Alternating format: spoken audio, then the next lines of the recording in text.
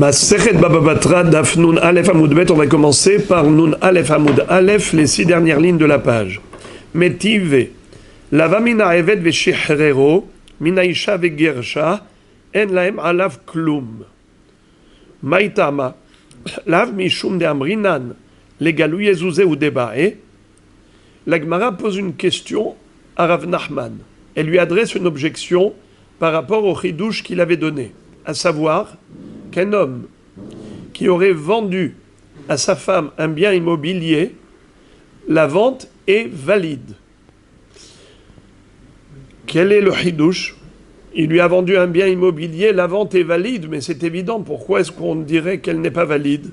Alors on avait vu qu'en effet, on aurait pu croire qu'un homme qui vend à sa femme un bien immobilier, il n'est pas sérieux. En fait, c'est une mise en scène. C'est un scénario qu'il a mis en place par ruse. C'était pour découvrir l'argent qu'elle a caché. Car il est fort possible qu'elle ait travaillé, qu'elle ait gagné de l'argent, et au lieu de remettre son salaire à son mari, comme est son devoir, de la même façon qu'une femme a des droits, mais elle a aussi des devoirs, entre autres les Chachamim ont institué que la femme reverse son salaire à son mari. Le mari, si jamais il soupçonnait son épouse d'avoir caché son argent, alors il pourrait, par ruse, faire semblant de lui vendre un bien immobilier. Il lui dit, dis-moi, tu veux pas acheter ce bien? Et elle lui dit oui. Et elle, naïvement, elle le suit chez le notaire et ils vont établir un acte de vente et tout. Elle est toute contente d'avoir acheté ce bien immobilier. Elle lui a remis l'argent. Mais lui, dans sa tête, il se dit, elle a cru qu'elle allait me cacher son argent. J'ai su comment le récupérer. Je lui ai fait croire que je lui vendais un bien immobilier. Et elle y a cru vraiment.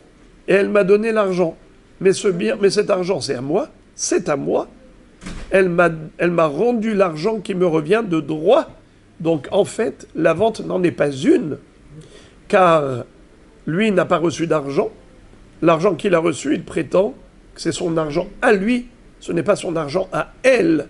Alors, pourquoi il lui a vendu le bien immobilier? C'était juste pour essayer de la piéger, afin de découvrir l'argent qu'elle avait caché. Toute cette philosophie est fausse. C'est ce que dit Rav Nachman. On n'a pas à philosopher à la place du mari. Tu n'as pas à dire non, mais peut-être que le mari n'était pas sérieux quand il a vendu le bien immobilier, c'était juste une façon de pouvoir ruser et berner sa femme pour lui retirer son argent. Non, tu dis pas tout ça. Il lui a vendu, eh bien la vente est valide. On ne dit pas que peut-être qu'il a fait semblant de vendre juste pour récupérer de l'argent. Pas du tout. Il lui a vendu, ils ont été chez le notaire, c'est sérieux. Ça a été fait en bonne et due forme, c'est sérieux. La vente est valide. C'était le ridouche de Rav Nachman. Maintenant, la Gemara pose une couchée là-dessus. Elle dit, comment Rav Nachman peut dire une chose pareille?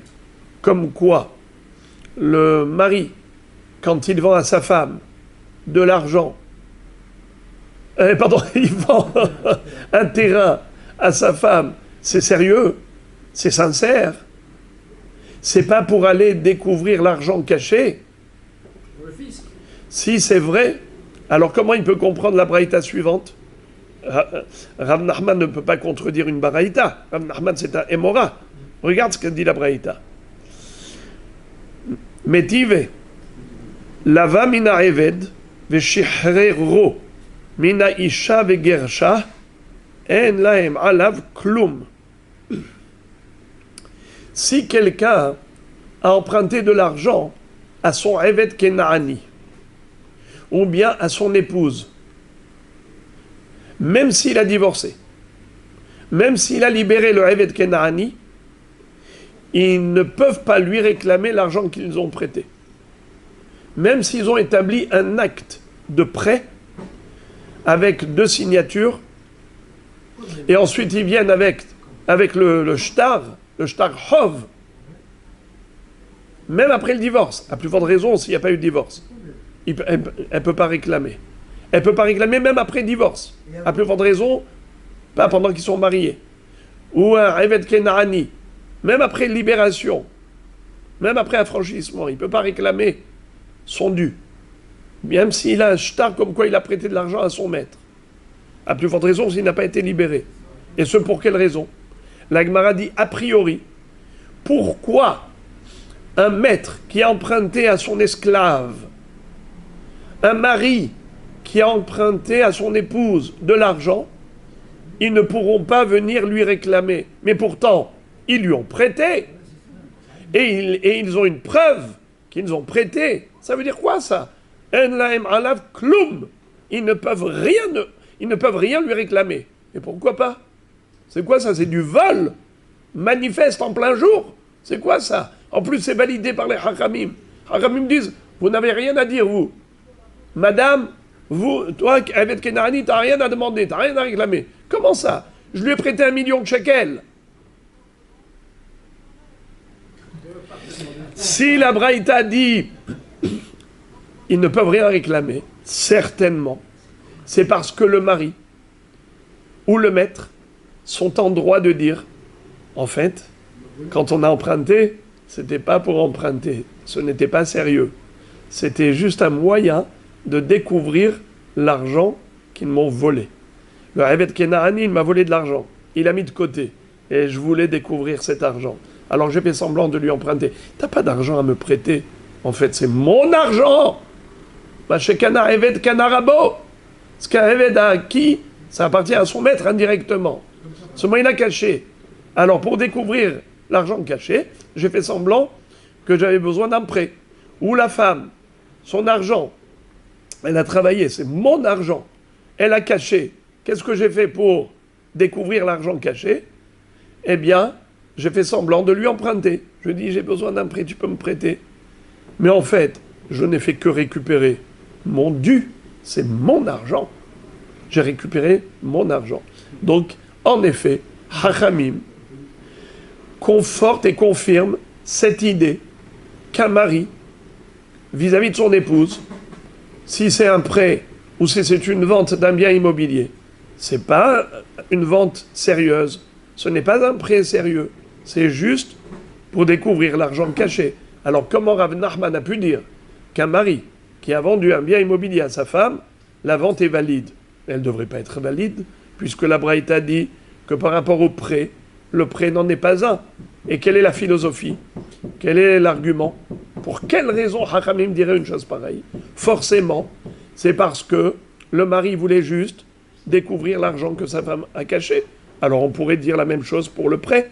Pour la vente, excusez-moi. On pourrait dire la même chose pour la vente. Pourquoi il lui a vendu le bien immobilier? C'était pas dans une intention sincère. C'était juste dans le but de découvrir l'argent caché, comme pour le prêt. Quelle différence entre le prêt ou la vente? Question. Réponse. Hatam de lo nihale le shavouye nafshe, eved love le ish malve. Eved love le ish malve. C'est-à-dire, la Gemara dit, il n'y a aucune comparaison entre la vente et le prêt. Quand est-ce qu'on dit qu'en effet, le mari n'était pas sincère par rapport au prêt? C'était juste pour découvrir l'argent qu'elle a caché. C'est par rapport à un prêt. Comme pour le Eved Kenani. Il n'était pas sincère. Il n'avait pas besoin de prêt. Il voulait juste récupérer son argent que le Eved Kenani a caché. Pourquoi? Car là-bas, on est obligé de donner cet argument que le mari ou le maître n'était pas sérieux quand ils ont emprunté. C'était juste dans le but de récupérer leur argent. Pourquoi ce n'est pas possible qu'ils soient sérieux? On a un pasouk. Eved love le ish malve. L'emprunteur est le serviteur du créancier. C'est-à-dire, un homme qui a emprunté ne dort plus de la nuit. Pourquoi? Parce qu'il sait qu'il doit rembourser. Alors, à chaque fois qu'il voit le créancier, il baisse les yeux. Il essaye d'éviter son regard. Il sait qu'il passe par la rue Gad Marnes, alors lui, il passe par Oshiskin. Pourquoi? Il ne veut pas le croiser. Il est tellement gêné. Eved lové le ish malvé. Le lové se sent comme le serviteur du créancier. Pendant toute la période de créance, il est mal à l'aise envers lui. Alors, est-ce que vous vous imaginez qu'un homme veuille se sentir serviteur de son serviteur? Pas du tout. Un homme ne va pas emprunter de l'argent à son esclave, à son Eved Kenahani.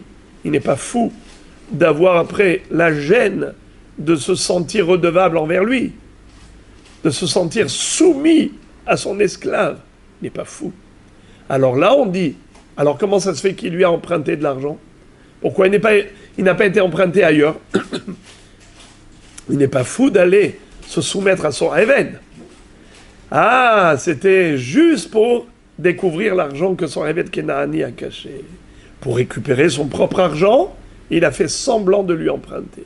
Là, je dis que c'est que semblant, un semblant de prêt. C'est pas un prêt sérieux. Pareil pour son épouse. Un mari ne veut pas se sentir redevable envers son épouse, c'est-à-dire se sentir soumis à elle. Un mari veut se sentir le maître de la maison. Or, s'il lui emprunte de l'argent et qu'elle lui dit hey, « je t'ai prêté de l'argent, hein, je t'ai prêté, c'est quand que tu me rembourses, je t'ai prêté », il se sent mal à l'aise. Il se sent rabaissé vis-à-vis de son épouse. Alors, ce n'est pas logique qu'un mari emprunte de l'argent à son épouse, car il ne veut pas se sentir « Eved lové leish malvé ». Là, j'applique la philosophie. Laquelle? Que certainement, il a fait cette mise en scène d'emprunter de l'argent à sa femme que pour découvrir l'argent qu'elle avait caché. Mais lorsqu'il s'agit d'une vente, il n'y a aucune raison de dire que la vente n'est pas sincère. car au niveau de l'acheteur et vendeur, il n'y a aucune gêne. Il n'y a pas de « Eved lové leish malvé ». Au niveau du prêt, il y a une gêne. Alors, qui est-ce qui va prendre sur lui cette gêne? Ce n'est pas logique. Puisque Eved lové leish malvé, c'est uniquement au niveau du prêt. Alors là, je suis obligé d'appliquer la philosophie qui dit que, en effet, il n'était pas sérieux dans le prêt. C'était juste pour récupérer son argent. Mais au niveau d'une vente,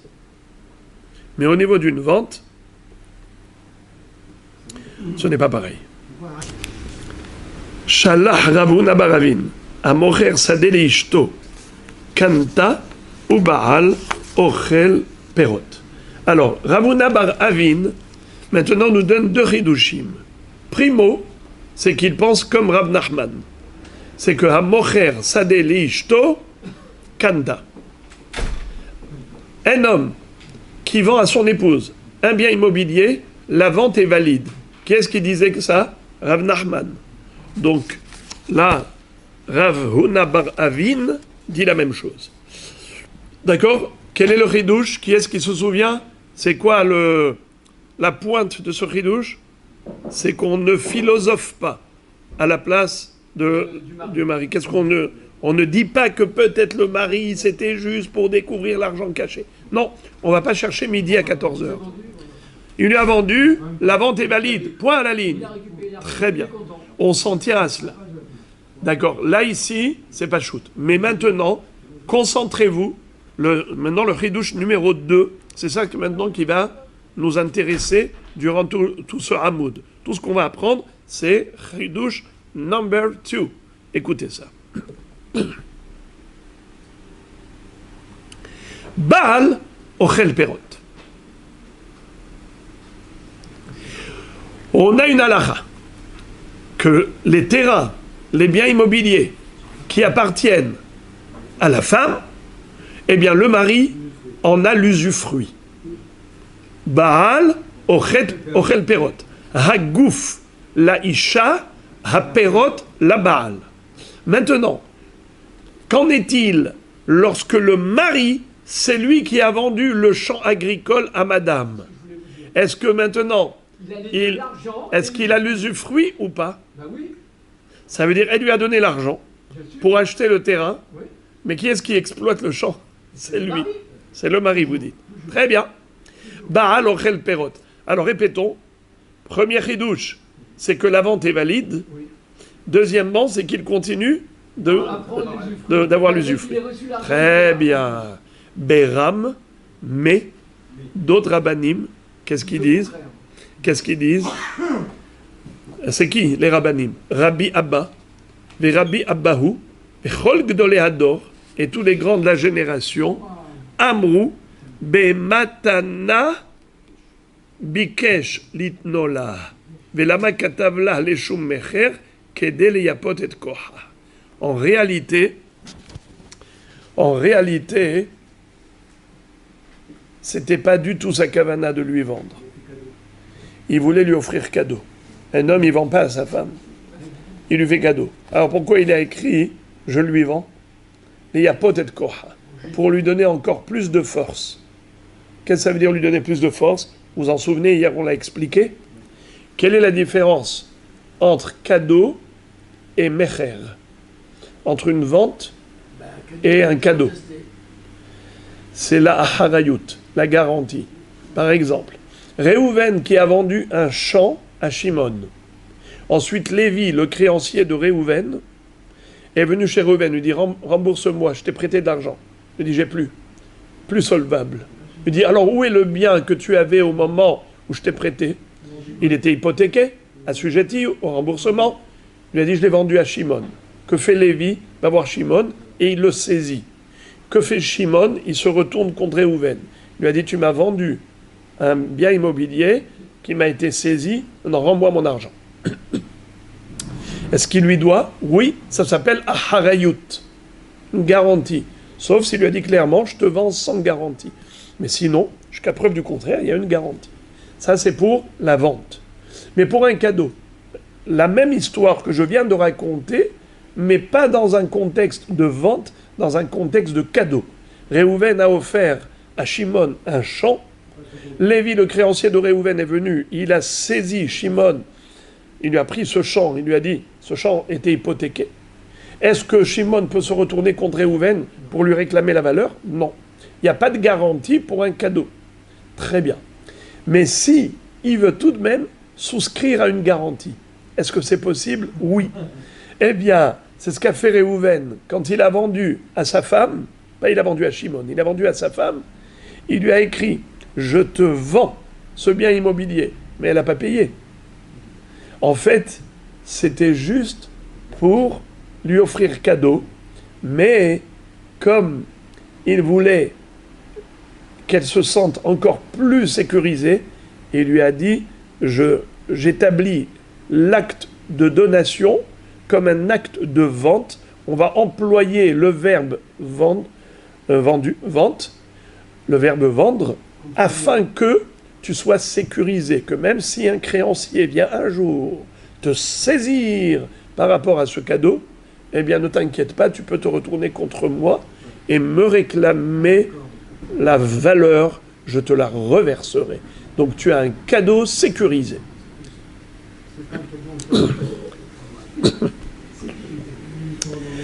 Très bien. Alors répétez s'il vous plaît. Rabbi Abba ve Rabbi Abba ou Chol Gdolei Hador amru bematana bikesh litnola velama katavla leshum mecher kedei leyapot et koha. Maintenant, la Gemara nous dit la chose suivante. Metive lava mina eved veshichrero mina isha vegersha en lahem alav klum. Maitama lav mishum de amre le galouye zouzé hu debara. Qu'est-ce que ça veut dire? Qu'est-ce que vient de dire maintenant Avuna Baravin?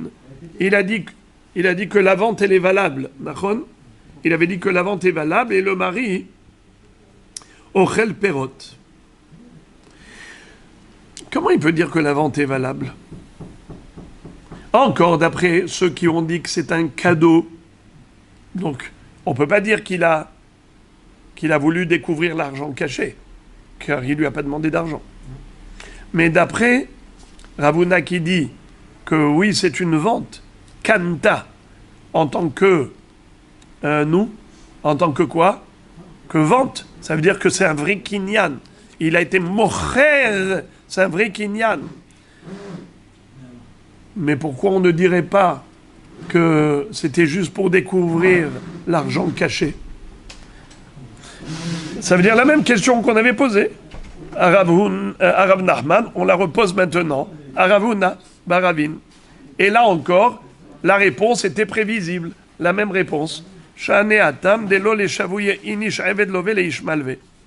C'est-à-dire, c'était quoi la question qu'on a posée? Comment tu peux dire que la vente est valide, mais pourquoi tu ne dirais pas qu'il a vendu juste pour découvrir l'argent caché? La preuve que le mari qui soupçonne sa femme de cacher des sous sous le matelas, alors, sous le matelas ou bien dans une marmite à la cuisine,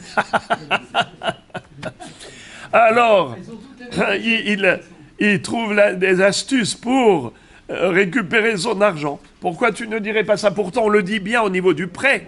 Et la Gemara donne la même réponse qu'on a déjà vue précédemment, à savoir, il y a une différence entre un prêt et une vente.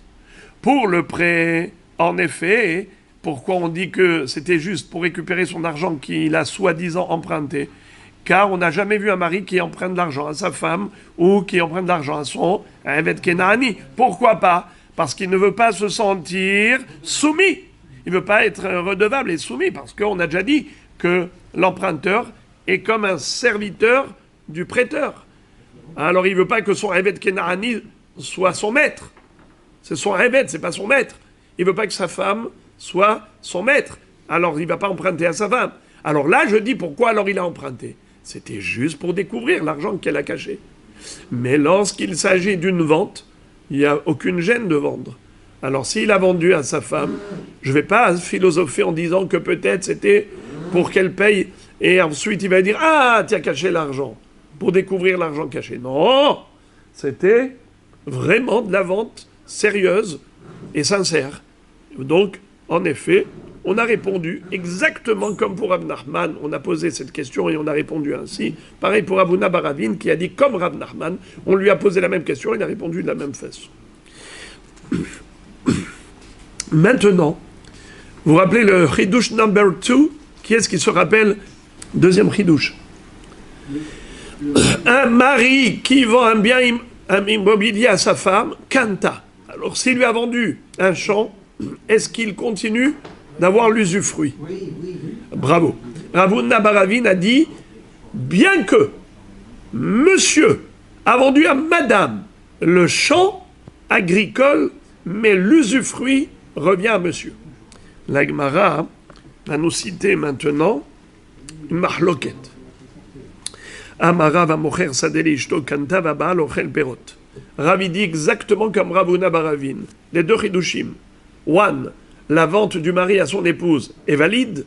Two, bien que maintenant le champ foncièrement appartient à la femme, mais l'usufruit reste au mari. Rabbi Elazar amar ehadze vehadze kanta ve'en ha'baal ochel perot. Mais Rabbi Elazar dit le contraire. Il dit c'est vrai qu'elle a acquis le bien immobilier, mais une fois qu'elle a acquis le bien immobilier, il n'a plus l'usufruit. Pourquoi? Pourquoi il n'a plus l'usufruit? Étant donné que le mari, ici, sa kavana, c'était de donner en matana, comme on avait vu les Gdolé Ador. Vous vous rappelez Rabbi Abba? Rabbi Abbaou, Chol Gdolé Ador, qu'est-ce qu'ils ont dit? Ils ont dit, un homme, il ne vend pas à sa femme. Tu as déjà vu ça? Un homme qui vend à sa femme, c'est malheureux. Un couple qui se met à vendre l'un à l'autre. Il a simplement voulu lui offrir cadeau. Et pas un simple cadeau, un cadeau sécurisé. Normalement, un cadeau n'est pas sécurisé.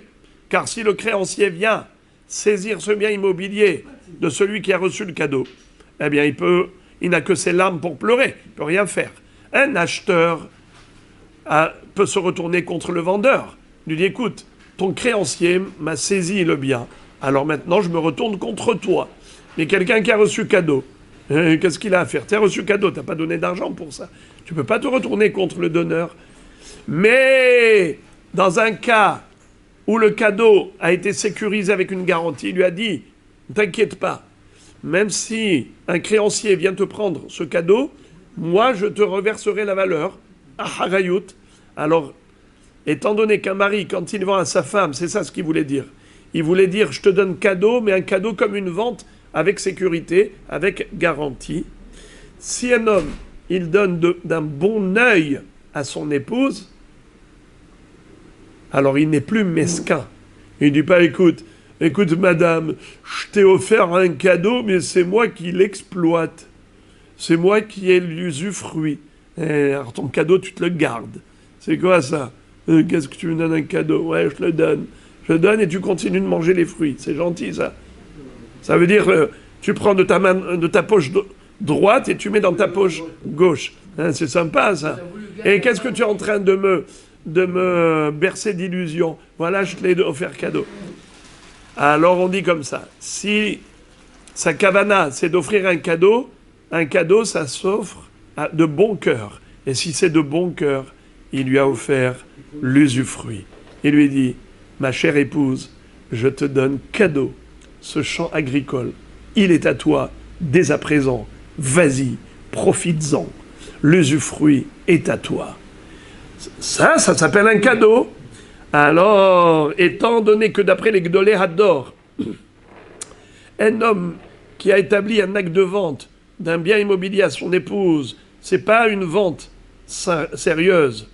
Et c'est pas pour découvrir l'argent caché comme on aurait pu croire. Non. C'est beaucoup mieux qu'une vente. C'est un cadeau avec la sécurité d'une vente. Et même mieux que ça, c'est que, étant donné que c'est un cadeau, donc il fait de bon cœur. S'il fait de bon cœur, il lui donne même l'usufruit, et ce, dès à présent. La Gemara poursuit. Je reprends. Amar Rav, Amocher Sadeh Ishto, Kanta, Ve'abal Ochel Perot. Bematana, Kanta, Ve'en Abal Ochel Perot. Rabbi Elazar Amar, Ehadze Ve'hadze Kanta, Ve'en Abal Ochel Perot. C'est-à-dire, selon Rav, il y a une différence entre quelqu'un qui vend à son épouse et quelqu'un qui offre à son épouse un champ agricole. Si il lui a vendu, alors il lui a vendu le foncier, il lui a vendu le champ agricole, ok, mais il continue de bénéficier de l'usufruit.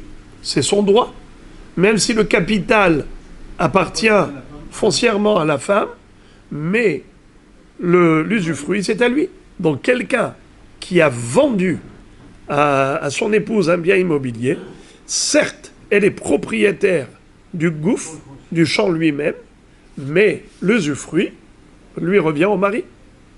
Mais s'il lui a offert cadeau, dans ce cas-là, comme on a dit, un homme qui offre cadeau, il offre de bon cœur, et pas avec mesquinerie, en disant oui, je t'ai vendu que le gouffre, mais pas l'usufruit. Pas du tout.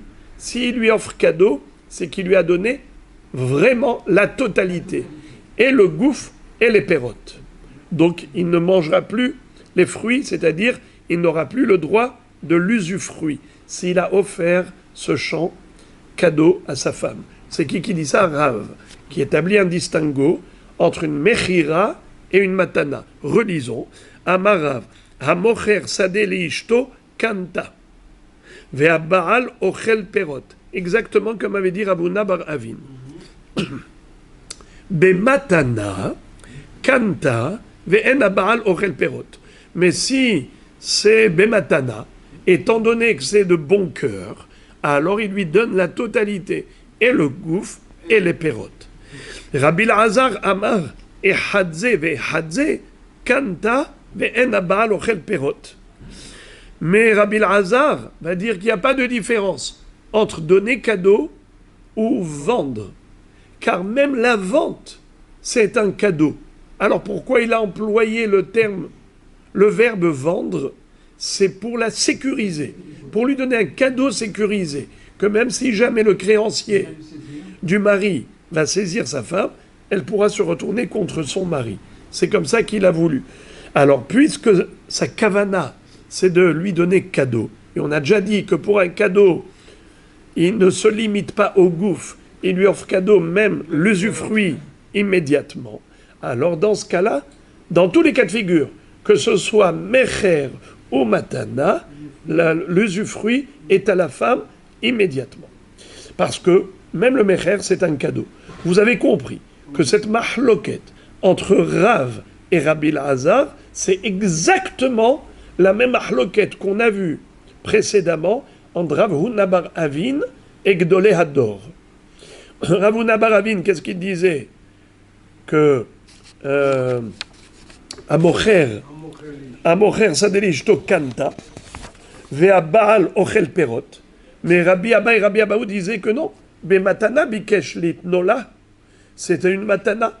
Et pourquoi il a écrit les Shum Mecher, et donc il n'a pas le droit à l'usufruit. Maintenant, quelle est la halacha?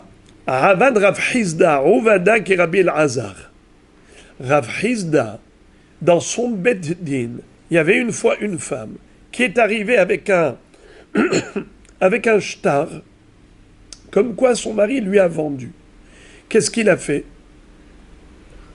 Il lui a dit, Madame, ton mari n'a plus le droit à l'usufruit. C'est toi qui as le droit au pérote, plus ton mari. Pourquoi? Parce que quand il te l'a vendu, ce n'était pas une vente. Il te l'a donné cadeau. Et pourquoi est-ce qu'il a écrit une vente? C'était pour t'offrir un cadeau sécurisé. Même si tu as un problème, tu te retournes contre ton mari. Et de ce fait, puisque c'est une matana, alors matana, c'est la totalité. Le gouffre et les pérotes à la femme. Le mari n'a plus de pérotes. C'est Rav Hizda, donc, il a été posé comme Rabbi Elazar. Regardez la remarque qu'on lui a faite. Un brûlé Rabban Rukva, ve Rabban Nehemia, bene binte de Rav. Rabban Rukva et Rabban Nehemia, qui étaient les petits-fils de Rav, ils vont défendre leur grand-père. Et ils vont dire à Rav Hizda, ils nous ont dit à Rav Hizda, Shavikma Rav Reve Avid Kezoutre, je comprends pas. Rabbi, vous avez abandonné les grands et vous vous êtes accroché aux petits, vous avez suivi les petits. C'est qui le grand? C'est notre grand-père Rav. C'est qui petit? Rabbi Elazar, qui était l'élève de Rabbi Yohanan. Vous entendez? Rabbi Yohanan, qui était le maître de Rabbi Elazar, il considérait Rav, il appelait Rabbeinu. Rabbeinu chez Bavel. Rabbi Yohanan était à Yerushalayim.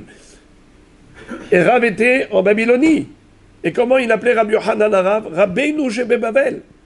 Alors, Rabbi Elazar est l'élève de Rabbi Yohanan. Et vous êtes posé Kalacha comme qui? Comme Rabbi Elazar. Vous avez suivi les petits. Et vous avez abandonné les grands. Au lieu de suivre notre grand-père, Rav. Qu'est-ce qu'a dit Rav? Un mari qui vend un bien immobilier à son épouse, la vente est valide, mais c'est le mari qui continue de profiter de l'usufruit. Pourquoi? C'est la règle. Elle est propriétaire du capital, mais le mari il a l'usufruit. Comment vous avez été posé comme Rabbi Elazar, qui a dit ce n'est pas une vente, c'est un cadeau. Mais le verbe vendre, c'est juste pour la sécuriser. Pitom, notre grand-père n'a pas dit ça. Il a établi un distinguo entre le verbe donner et le verbe vendre. Vendre, c'est vendre, donner, c'est donner. Dans la vente, l'usufruit reste au mari. Dans le cadeau, c'est à la femme. Mais là, vous avez dit que même quand il vend, c'est un cadeau.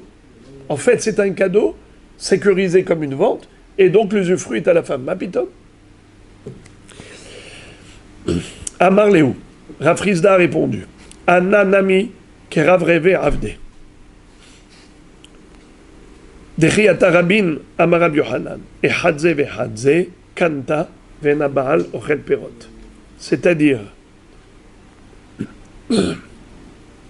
Rabbi Yohanan, lui, c'est lui qui a en fait enseigné à Rabbi Elazar. Et Rabbi Yochanan, c'est pas un petit. Même si vous dites Rabbi Elazar est petit par rapport à Rav, mais Rabbi Yochanan n'est pas petit par rapport à Rav. Rabbi Yochanan aussi, c'était un gadolador en Eretz Israël.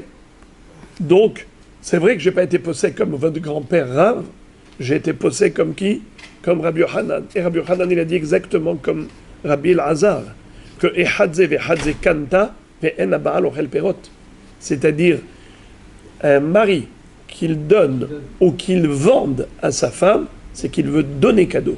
Et si c'est un cadeau, il ne donne pas avec mesquinerie, il donne la totalité et le gouffre et les pérotes. Et donc le mari n'a plus l'usufruit. Amarava hilcheta amocher sadeh leishto lo kanta ve'aba'al ochel perot bematana kanta ve'en ha'ba'al ochel perot. Taharte la kashia. Kan b'ma'ot tmunin, kan b'ma'ot she'en tmunin. D'amar Rav Yehuda ma'ot tmunin lo kanta, ma'ot she'en tmunin kanta. Rava maintenant va nous surprendre.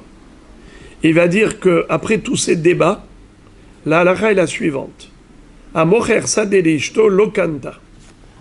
D'après Rava, un homme qui vend à sa femme un champ, eh bien, elle n'est pas acquéreur, elle n'est pas propriétaire du champ qu'elle a acheté. Et pourtant, elle a payé. Comment ça se fait? Qui peut me dire pourquoi? Un homme qui vend à sa femme un bien immobilier, eh bien, elle n'est pas propriétaire de ce bien. Allez, là je vous attends. Allez, dites-moi pourquoi. Comment ça se fait? Ils ont fait un acte notarié et tout. tout ce qui appartient à la femme appartient à l'homme. Non. Il peut lui dire je t'offre cadeau. D'ailleurs, pour un cadeau, on a vu que non. Mais matana kanta. Bah oui. Alors, quelle différence entre la vente et la donation? Si c'est une donation, elle est propriétaire du bien immobilier qu'il lui a offert. Mais s'il lui a vendu avec de l'argent, elle n'est pas propriétaire. Elle n'est pas acquéreur. Bravo Rabbi Raphaël. C'est ça.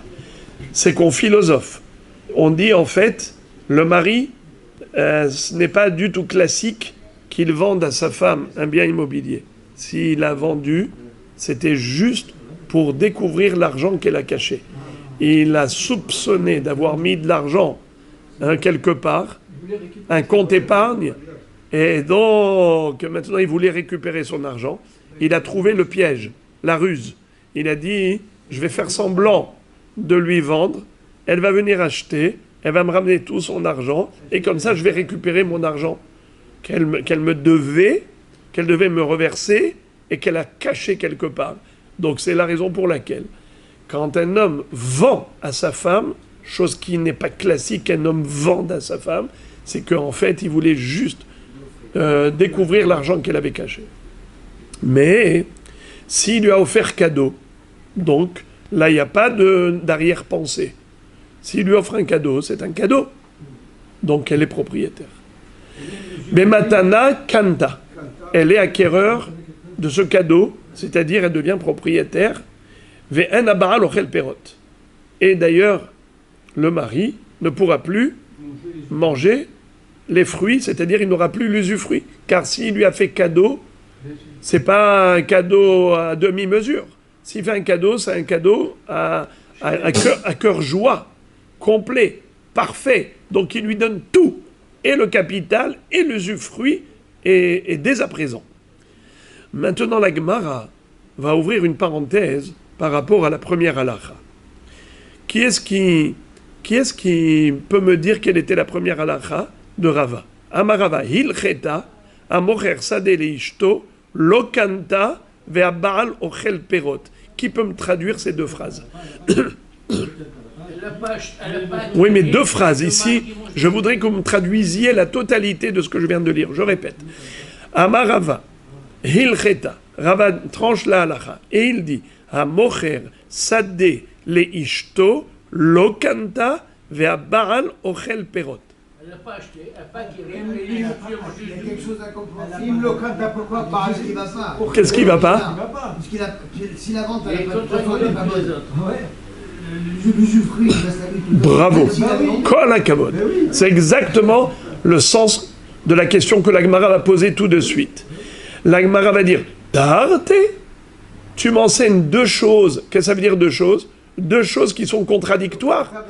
Car tu me dis, quand le mari vend un bien immobilier à sa femme, la vente n'est pas valide, car c'était juste une mise en scène pour la piéger afin de découvrir l'argent caché. Nachon. Et quel est le résultat des courses? Elle n'est pas acquéreur. Et le mari, donc, peut manger l'usufruit. Il peut manger les fruits. Il a l'usufruit. Boker Tov, tu n'as pas besoin de me dire que le mari a l'usufruit, car si c'est à lui, il n'a pas l'usufruit, il a tout. Si tu me dis qu'elle n'est pas acquéreur du bien qu'il a voulu lui vendre, parce que tu dis qu'il n'a pas vraiment voulu lui vendre, c'était juste une mise en scène, un scénario pour lui retirer l'argent, n'est-ce pas? Que lui considère que c'est son argent à lui qu'elle a caché.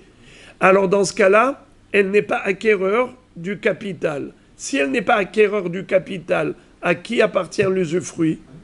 À lui. Mais tu n'as pas besoin de me dire, parce que tout est à lui. Même lorsque le capital est à la femme, on a dit l'usufruit est au mari.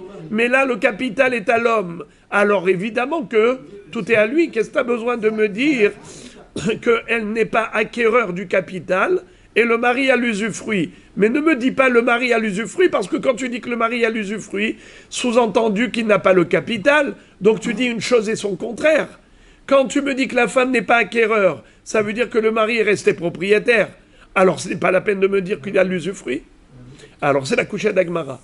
Tarte, tu dis deux choses contradictoires. L'Agmara répond, ça n'existe pas ce que vous dites. Ça n'existe pas. Je n'ai jamais d'avis. Non. La Gemara répond, Kan bemaot munin, kan bemaot she'enan munin. De Amar Yehuda maot munin lo kanta. Maot she'enan munin kanta. Qu'est-ce que ça veut dire? La Gemara dit, ça dépend comment elle a payé. Est-ce qu'elle a payé avec de l'argent qui était déclaré, ou bien c'était avec un blanchiment d'argent? C'est-à-dire, est-ce que c'est de l'argent qu'elle a sorti de sous le matelas, ou bien est-ce que c'est de l'argent qui était déclaré? Vous entendez? Ça veut dire, si, quand le mari savait qu'elle avait de l'argent, c'était pas de l'argent caché. Elle l'a ramené avant le mariage. D'accord, elle l'a amené avec le mariage, et elle avait ici son coffre avec de l'argent. Il dit, dis-moi, tu veux acheter le champ? Et elle paye avec cet argent. Étant donné que là, on ne peut plus philosopher en disant peut-être qu'il lui a vendu que pour essayer de récupérer l'argent. Non, parce qu'il savait que l'argent qu'elle avait ici, c'était son argent, et elle n'a jamais caché quoi que ce soit. Elle a payé avec cet argent dont lui en avait la connaissance. Alors tu ne peux pas dire qu'il avait une arrière-pensée. Quelle arrière-pensée il avait? Dans ce cas-là, la vente est valide. Mais même si elle est valide, malgré tout, il a l'usufruit. C'est dans ce cas que tu dis qu'il a l'usufruit. D'accord? Mais dans quel cas, l'okanda? Bichlal, elle n'est même pas acquéreur. Quand c'est une machination qu'il met en place, le mari. Et c'est quand qu'il a ce plan malin? C'est quand elle n'a pas d'argent déclaré. Non, voilà, c'est ça. Elle a de l'argent caché. Tmouni, mais c'est avec ça qu'elle a payé. Elle est venue, elle lui a sorti de l'argent de nulle part, elle vient avec un paquet, elle dit, voilà, je te paye. Ça s'appelle Tmounim, l'argent qui était caché. Dans ce cas, je dis, la vente n'est pas valide. Pourquoi? Étant donné que c'était Tmounim, c'était caché, donc en fait, elle avait enfoui cet argent, et lui voulait, qui appartenait au mari, lui voulait juste découvrir l'argent caché. Dans ce cas-là, je dis que même le capital ne lui appartient pas à elle. Tout appartient au mari. Donc en fait ici, dans les deux phrases de Rava, il y a deux halachot. Il y a deux contextes. Amar Rava, Amocher sadeh leishto lo kanta ve'aba'al ochel perot. En fait, il y a ici 2 halakhot par rapport à 2 cas. Lokanta, elle n'est pas acquéreur du gouffre, du sadé. C'est dans le cas où elle a payé avec quel argent? Tmounin, l'argent caché, bravo. Mais si elle a payé avec de l'argent qui était déclaré déjà, qui était connu du mari, alors dans ce cas-là, la vente est valide, mais le mari continue d'avoir l'usufruit. Parce que c'est le din, même quand elle est propriétaire du capital, le mari a les pérotes. Brouchim tiyou.